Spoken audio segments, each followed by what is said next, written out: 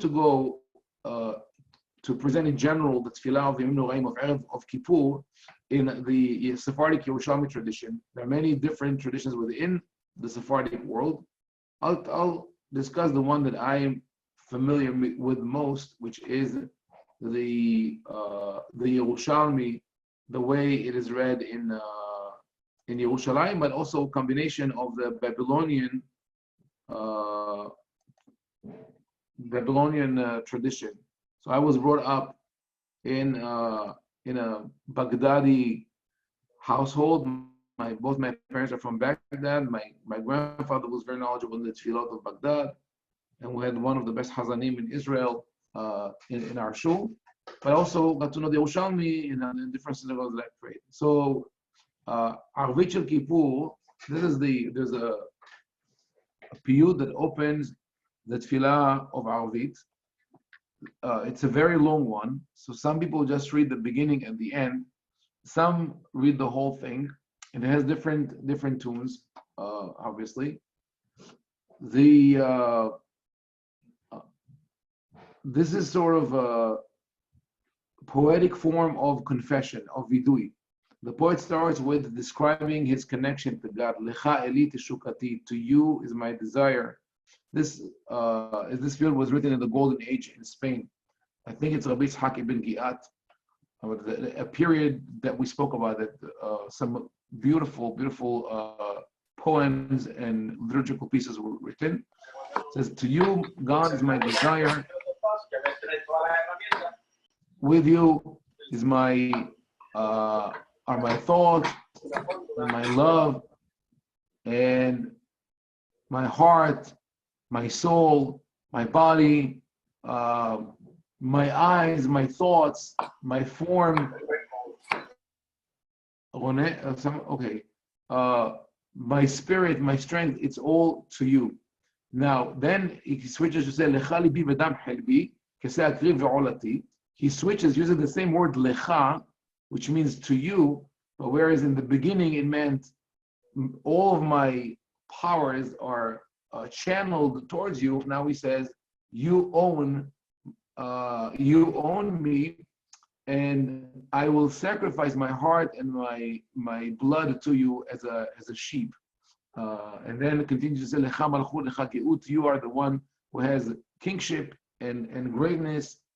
Becha edbat, I pray to you. So he uses the word lecha in all the possible combinations in the Hebrew as a proposition. Lecha ani be'odi hai, I am yours while I'm alive, and even more so after I pass away. Then that's after the first paragraph where he introduces and he says who he is and how he belongs to God. He says v'lachem gadlut zirai, he speaks about his suffering. I harvest what I sowed. Woe to me if you judge me according to my wickedness. This is a whole paragraph. How can I respond in a day of judgment? And then he goes to vidui in alphabetical order. Ashamti, you see, Aleph, Aleph, Bet, Bet. I am guilty. I have betrayed people. I did this. I did that. Okay, all the terrible things of the vidui. It goes for a long section. It says, but my part is on you. Please teach me your work. Teach me your service. Bring me back to you. Show me your path. I will pray to you and you'll accept my prayers. Please forgive me. Send the angels to me and they will bring me to Gan Eden, and that's where I'm going to dwell. So it's a piyut, it's a liturgical piece that covers the whole life of a person. He speaks about his relationship with God. He confesses.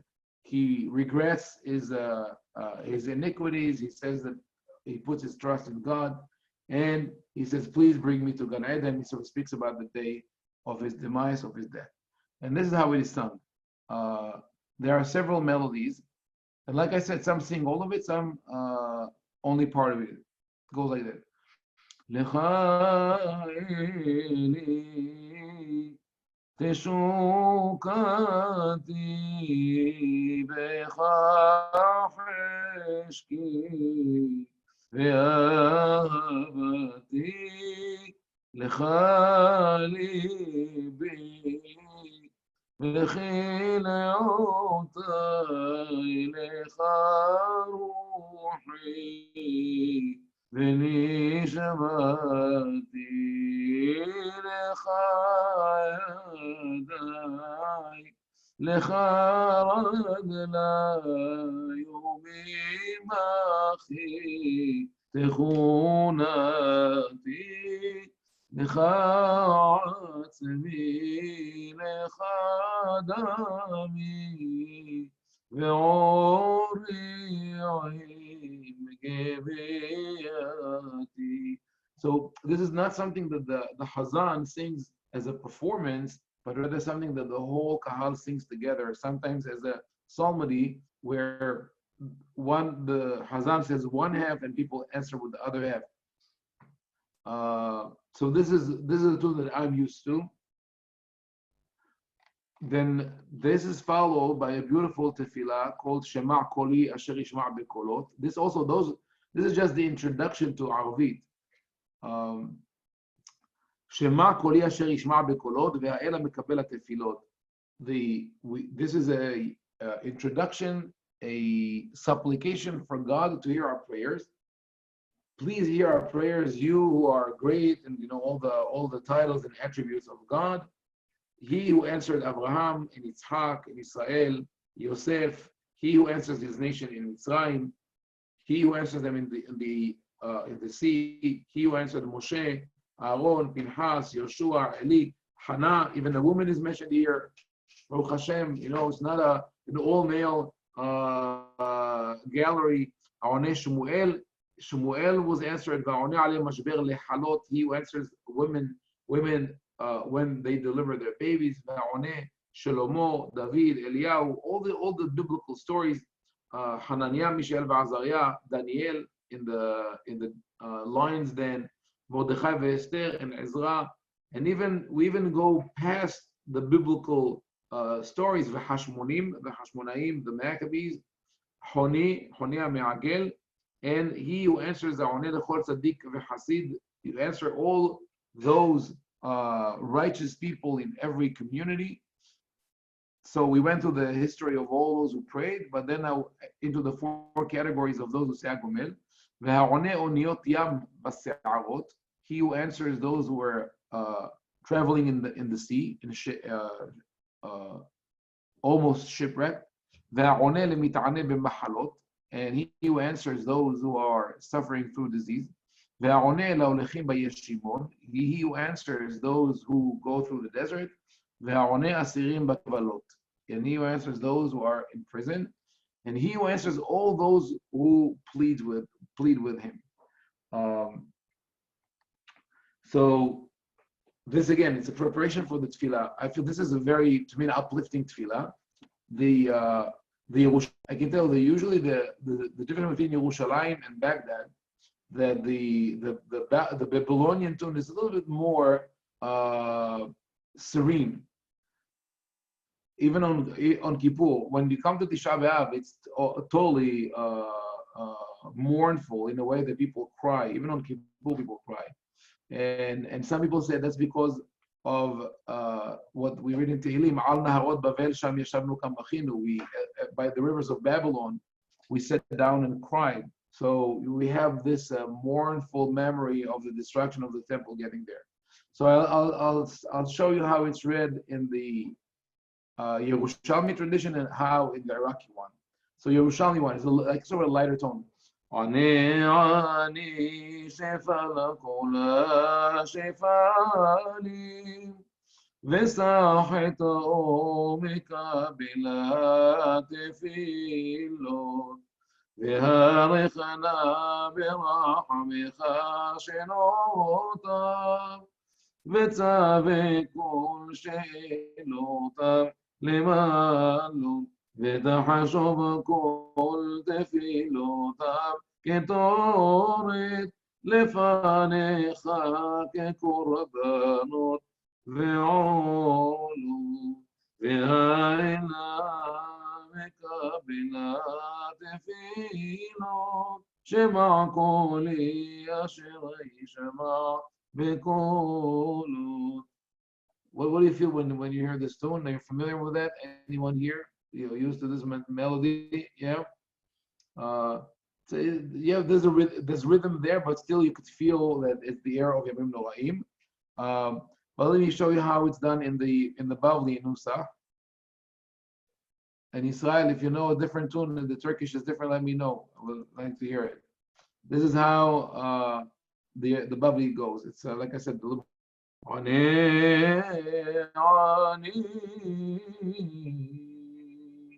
شفا كلها شفا لي مساحة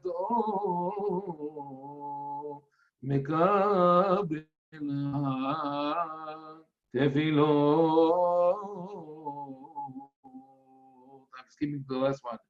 بهاي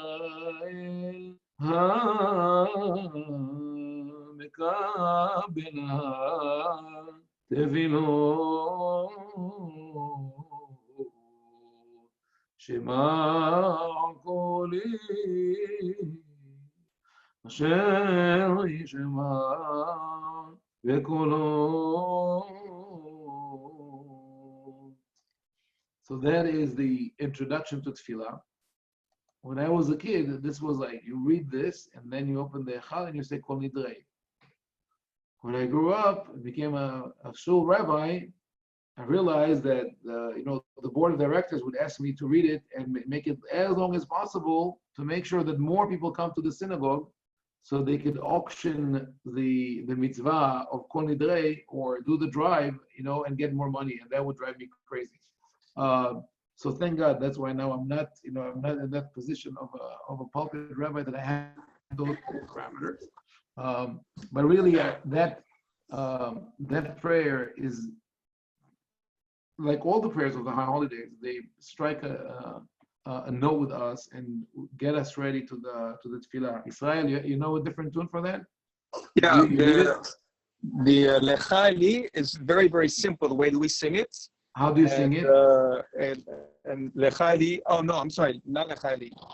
Yeah, Lecha Li is a little bit different than the way you sang it. So I'm putting on the screen. Tell me how you read it. There's another tool that I didn't use. Here.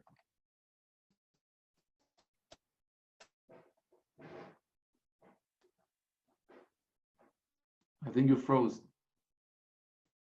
Can you see it? Israel?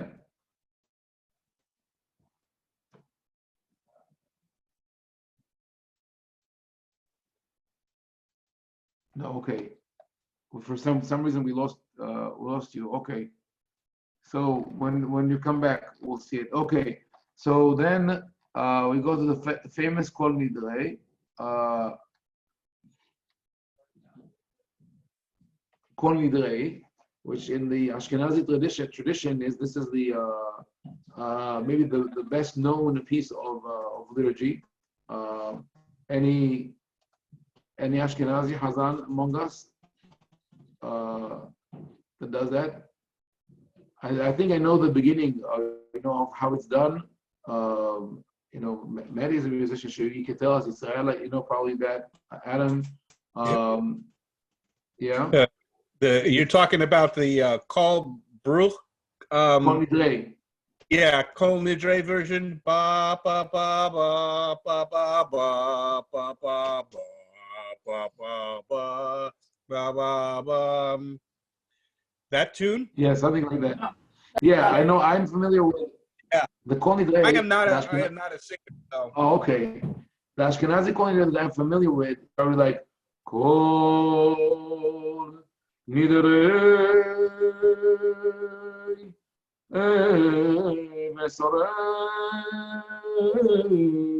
something like that. Okay, I'm not. It's been a while since I heard it.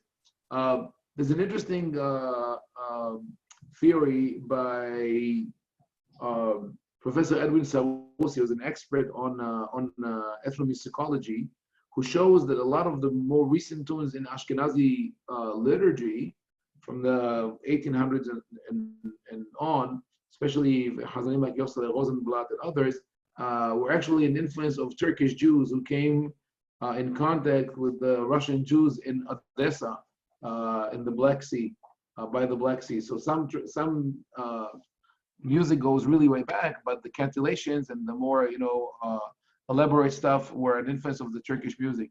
Israel, did you regain sound because you froze before? No. Okay. We'll get back to that. Okay. So here's how you do Kol Nidrei in the different Sephardic tones. It's not as elaborate. Some communities just declare it like the Kol Nidrei Ve'esarei U'shmu'ei V'nidrei V'haramei. Just chant it, right? Yerushalmi tradition is a little bit more elaborate. It goes like this. Kol Nidrei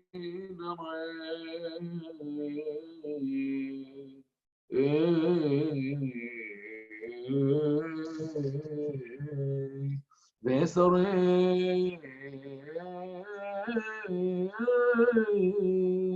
U'shmu'ei V'nidrei V'haramei V'kunna Hay V'kunna Sei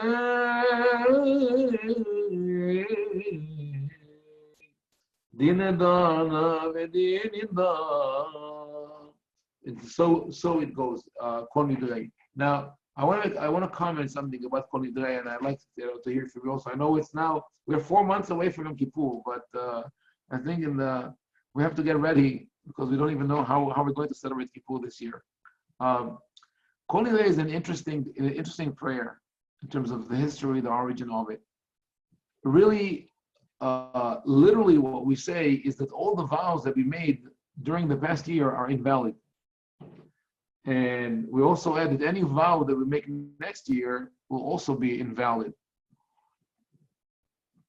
Which means that actually we should say Kol Nidrei every 3 years, because we cover, the past year and next year. So every third year you should say Kol Nidrei. It also was a source of debate between Jews and non-Jews. Non-Jews blamed Jews for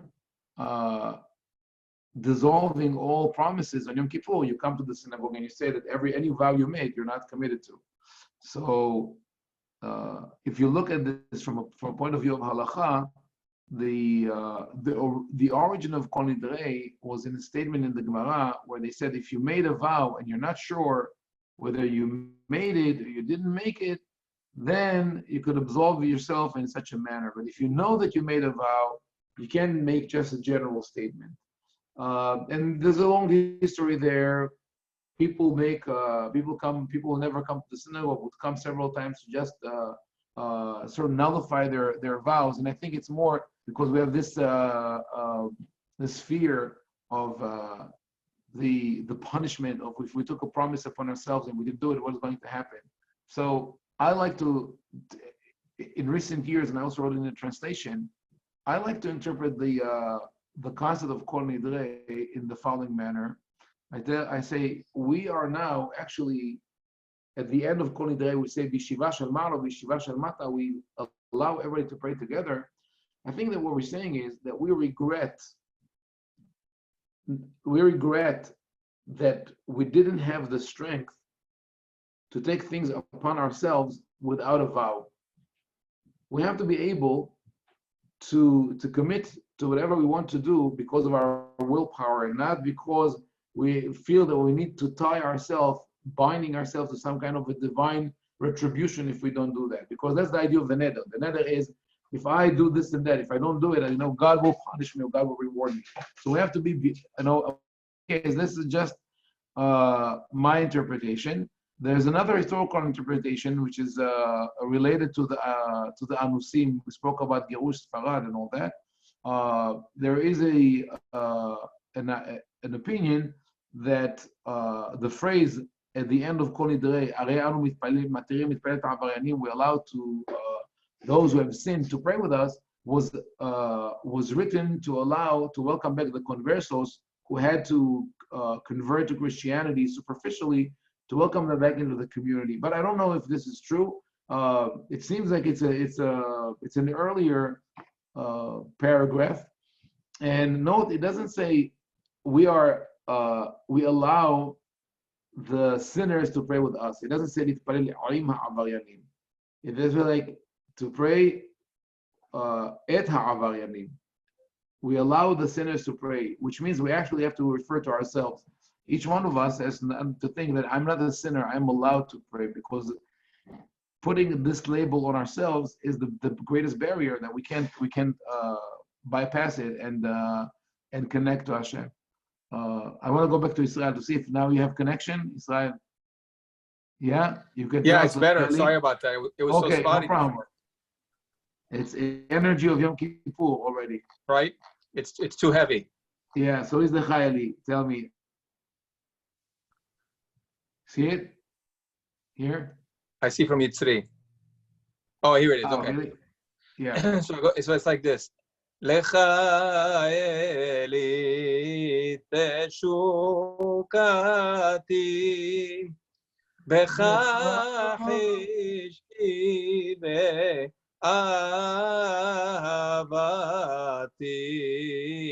lecha libim vechi leyodai lecha ruhi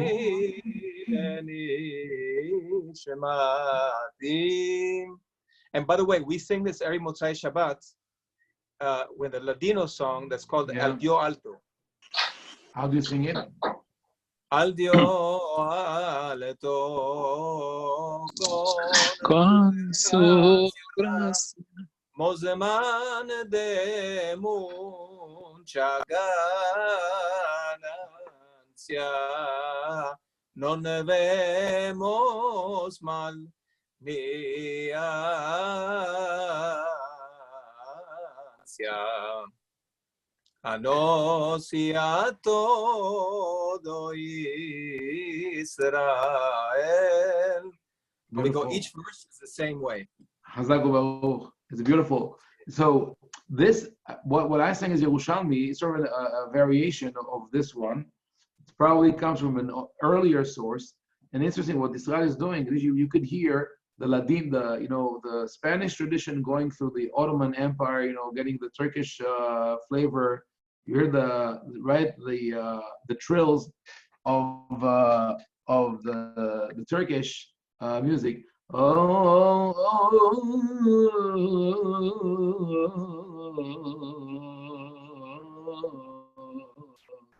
you have, and there's a makam, there's a scale that in the Yerushalmi tradition, it's a scale that goes for all of the high holidays. You could actually fit different scales into it, and for most people, it's most famous as it's used in Alenu L'Shabeach. It's in a more lighter version. It goes. עלינו לשבח לאדון הכל, לתת גדולה ליוצר בראשית, שלא עשנו כגויי הארצות, ולא שמענו כמשמעות האדמה. But really it's a basic makam, basic scale that could fit in many other melodies. Such, for example, we could start with that. עלינו לשבח לאדון הכל, שלא עשנו כגויי ארצות. And this is how you use it when you read the tefillah of the Kohen Gadol in the Mishkan, in the Mikdash. So okay, I'm going to go after Kol Nidrei. I'm going to go to after Tfilat Arvit. Okay, that's I have it on the PDF. It goes a little slower than when I have it on Word file, so bear with me. Here, in the Yerushalmi tradition, not all Sidurim have it. There's an anthology of psukim, that beautiful psukim from the Tanakh. I have a different edition when I made it annotated with all the sources for the tefillot. But the way we read it is that the Hazan in the Yerushalmi tradition reads the first half. It's called psalmody, and the Kehillah answers the other half. So I'm going to highlight the way the Hazan reads and what the Kehillah answers. So, and that's how to the Yerushalmi Bavli. Tefillah leDavid, Shema Adonai tzedek, Kshiva rinati, azina tefilati. The Kahal answers, Velo siftem yilma, Tefillah leDavid, Ate Adonai oznecha aneni. And they answer it, Ki ani le'vyonai, Tefillah leMoshe, Isha Elohim, Adonai ma'onata, Hayita lanu bedor vador. תפילה לעניכי העטוף, לפני אדוני ישפוך שיחות, תפילה לחבקוק הנביא, על שגיונות, and here familiar פסוק, שמע ישראל, אדוני אלוהינו אדוני אחד, שמע אדוני וחונני, אדוני יעוזן לי. There's a special energy in that where, you know, the Hazan starts and everybody finishes the pasuk, and then the theme of this tefillah is Shema. The psukim with the word listen to the tefillah, or the word tefillah itself. So Shema Hashem, tefillah leDavid, oznecha, your ear, listen to me. Shema Israel, Shema Hashem, Shema. It's all about Shema. So this is followed by this beautiful piyut called Ana bekorenu lekol shavaynu Adonai Shema. Israel, are you familiar with it? You sing it? How do you Yes, sing we it? do. How do you sing it? Anna bekorenu lekol shav'enu Adonai Shema. Anna berachamecha avon mitzrayenu Adonai selacha devarim lakachti Shema Adonai v'chet bo yihamti. Let's do it, you lead, you read one, I will read one, so we'll show the people how it's read. Okay? Chavod. Anna bekorenu lekol shav'enu Adonai Shema becha avon bitza'enu Adonai selacha devarim lakachti Shema Adonai v'chet bo yihamti. Selach Adonai Anna Anna bekorenu lekol shav'enu Adonai Shema. Now you. וממעון שמך Shema Adonai וחטאת עמך Selach Adonai Anna אנא ברחמך עוון פצעינו Adonai. So this is a beautiful piyut that and you see like this kind of synergy, like with the kahal sings it, the Hazan says Anna bekorenu, and everybody else says Adonai Shema, Hashem listen. Avon bitzaynu, Adonai Selaha, Hashem forgive. And it goes back and forth. There's a lot of excitement in the synagogue when you read that.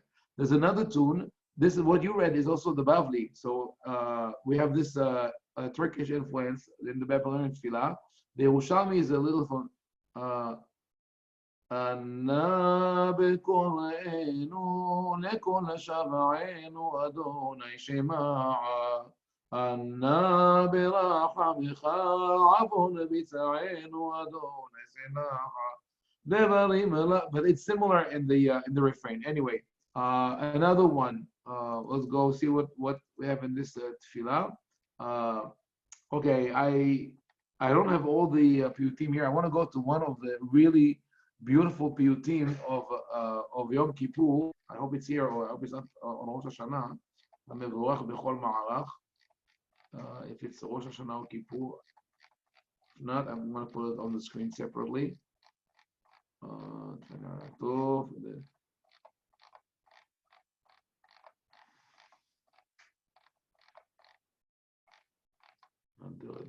no, I put it after. Okay, this is not. 1 second. I'm going to put it here. Rabbi, Yeah. if you scroll over to Hallelujah, Hallelujah Bekotsho, I'll sing to you something that we do. We only do it once a year. We only do it in the high holidays. That particular one. Okay. So I'll pull it up from here. 1 second. I have it on. Yeah. On Word. You just want the Hallelujah. Yeah. Okay. Yeah, just a Hallelujah. Okay. Wait, it froze. No, Hashuv. I can probably pull it up. Yeah, I can pull it up over here in my Siddur. Okay. Meanwhile, I'll put it here. Okay. So b'chavod. Meanwhile, I'll put the Mevorach on the screen, okay? Okay. Go ahead. Hallelujah. Hallelu el bekotshom. Hallelu birki auzom. Hallelu bigvorotav. Hallelu kerov gudlom. Hallelu betek hashofar. Hallelu benevel vechinor. Hallelu betof umachol. Hallelu beminim ve'ugav. Hallelu betziltzele shamam. Hallelu betziltzele teruam. Kol הנשמה תהלל ים. Hallelujah. And this is Makam Ajam. Ajam, yeah. This is Makam Ajam, which is the major, but it comes with the Oriental tune, the Oriental flavor. There are several other nice Ajam from the Ladino. One is famous. And I like it when they do it in Tefillah, because the Ladino words is, I would give my life for a cup of arak. I can't let go of the alcoholic drink, arak, right?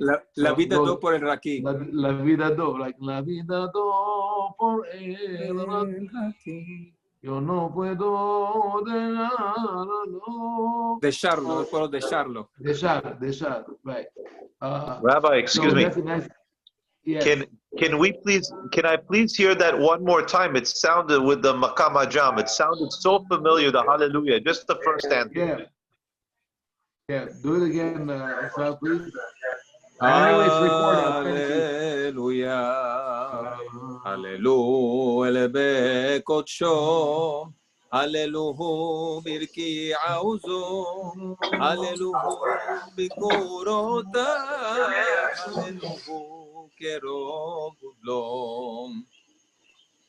Yeah. Thank you. That was so beautiful. I love it. So I want to go to Amevorach. And with that, we'll conclude. Amevorach bechol ma'arach. Some say it on Yom Kippur, some say it on Rosh Hashanah. So here are the words. Hamevorach bechol ma'arach, ben bemata, ben bema'ala. Esh umayim v'shamayim v'aretz asher tala. יעידון על אשר פעל, כי מרם ומה נפלא, ועבדיו וצאן ידיו, לדינו עומדים סלע, ביום פוקדו בני חלדו, תקפוץ פי העוולה, ובו יצדקו ויתהללו, כל זרע ישראל, להקדיש את קדוש יעקב ואת אלוהי ישראל. This is a piyut, if I recall correctly, is by Rabbi Shlomo ben Gabirol. He speaks about the different hosts of angels, and then concludes by saying that God is blessed in all the levels of creation, beneath and above, water, fire, and heaven, and the land that he has suspended in mid-air. They testify of his creation, how majestic it is, and his servants and his flock are today standing judgment as he reviews all people in the universe. May the Satan, the evil prosecutor, keep quiet, and he will justify and acquit all descendants of Israel. And the refrain is "Le'akdish et kadosh Yaakov et Eloi Israel." So the very popular tune which the Hazanim in Israel also use for kedusha goes like this. המבורך בכל המערך, בין במטה, בין במעלה, אש ומים ושמיים, והארץ אשר תלה, יעידונה Asher, you can join me, Israel. You know it. Asher. I actually have to go because I have a Brazil class. Oh, okay. Bye. Good night. Okay. Regards to the Brazilians. Thanks. Yisrael, good night.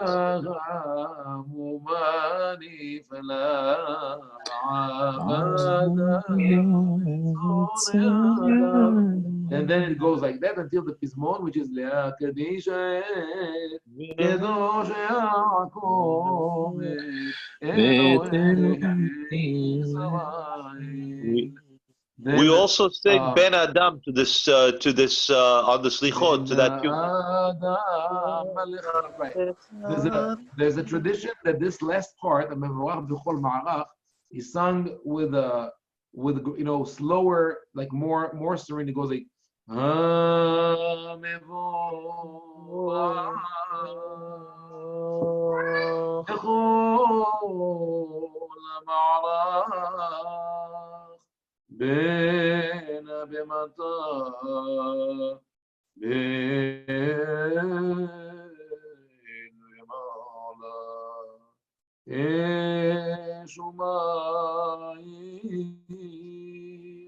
ושמיים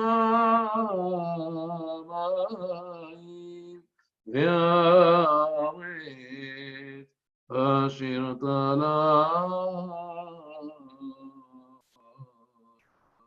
So there, one more tune that I did last High Holidays as a tribute to the community of Salonika that was almost, as you know, not almost, was decimated by the Nazis in World War II. Maybe 10% of the Kila remained, and I heard when I was very young the way they sing Bechol Ma'arach, it has a Turkish flavor to it, also Turkish or Greek. It goes like this.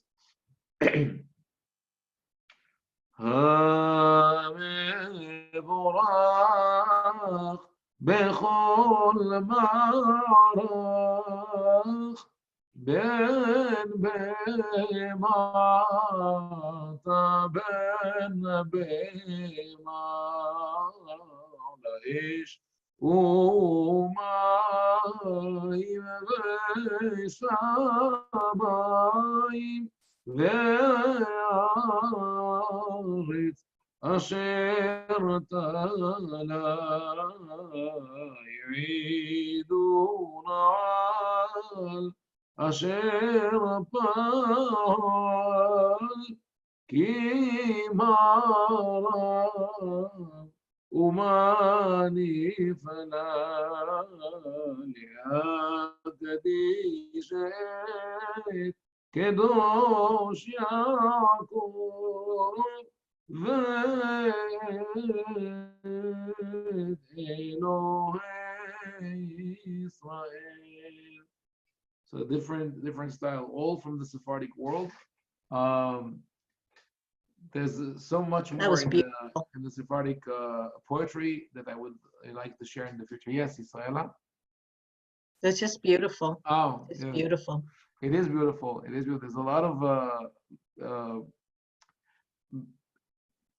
just the high holidays.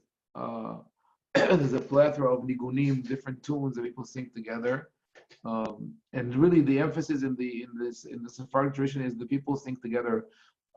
Sometimes it causes a little fighting because everybody wants to sing,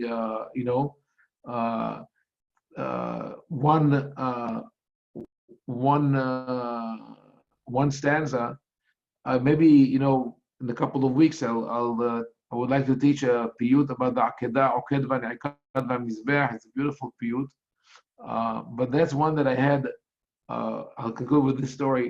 I'm just looking back, and I think I learned to be patient over the years with being a synagogue rabbi. But one of my very first position, I was okay. I started as a Hazan and a Torah reader in the synagogue. I was 21 years old. I just got married. I went and interviewed for the position. They needed a Hazan, and they liked me. So okay, I started reading the Torah, being the Hazan. A couple of months later, they came to me. They said, "We don't have a rabbi for the shul. Could you be our rabbi?" So I became a rabbi at 21. Before I had smicha, but I had enough knowledge to teach them, and it was okay. But also at that time, I was lucky since I was married and my wife was a teacher, she was my critic. She would tell me, you have to go slower. We have to create a body, and the beginning and the end. It was very, very good. Anyway, so I had the authority of the rabbi, even though I'm leading services. So we come to Rosh Hashanah. I think it was the second Rosh Hashanah that I was there. So it was 22. And we read this beautiful piyut called Oked V'Ne'akad V'Mizbeach. It starts with the words Ait Sha'arei Ratzon Li'Pateh, as the doors, the gates of the divine will are opening up. Because we're going to read the Musaf of Rosh Hashanah, and we're going to blow the shofar, and we're singing about the Akedah, the binding of Yitzhak. It's such an emotional moment. The piyut itself is beautiful. You read it with the tune is Ait Sha'arei Ratzon Li'Pateh Yomei Chafai La'el Shoteh.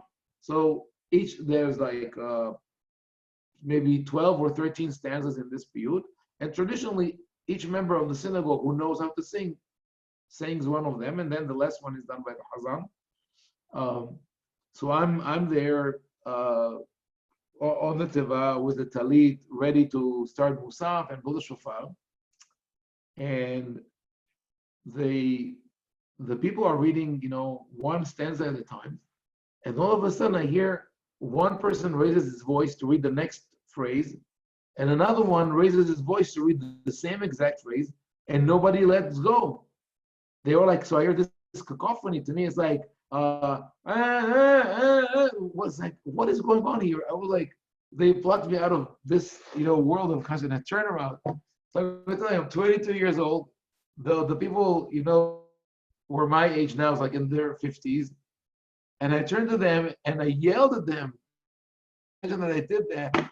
And I said, aren't you embarrassed? We're now before Tkiat. We are ready to go. The doors of heaven are opening. The shofar, our prayers. And you're fighting, you're like little children. Here's the Gabbai. Go get numbers from him, like in Kupat Holim, where you go to the doctor. And get your things in order. I don't know how they didn't kill me or fire me on the spot. The funny thing was, maybe because of was not the right thing to do. The funny thing was that both of them came to me separately after tefillah, each one to say that it was the other one who was guilty. So it's just a funny story that 30 something years ago, that ties to the tefillah, that to me also says sometimes we with this beautiful liturgy, we can get lost on the details and not really be uplifted by it. But anyway, that's the exception. Truly, people do connect to the music, and it's beautiful. So I hope you enjoyed. It's a different, for some of it's different. Some of them is your tradition. When it's recorded, I'll send it to everyone. B'ezrat Hashem.